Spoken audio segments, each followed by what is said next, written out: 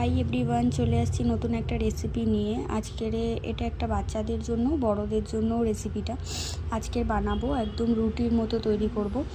বিভিন্ন রকম সবজি দিয়ে রুটি তৈরি করব। আর শীতকালে তো সব ঘরেই সবজি অ্যাভেলেবেল। এটার জন্য ফার্স্টে আমি ময়দাকে ভালো করে গুলে নিয়েছি, ভালোভাবে ফাটিয়ে নিয়েছি।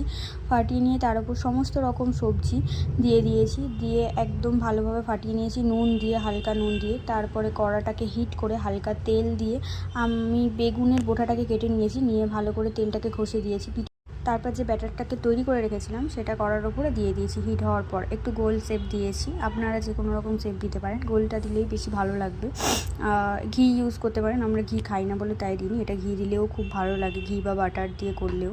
আমি তেলটাই ইউজ করেছি কারণ ঘি খেতে আমার ভালো লাগে না, তাই আপনাদের অপশনাল, এটা আপনারা দিতেও পারেন, না দিতে পারেন।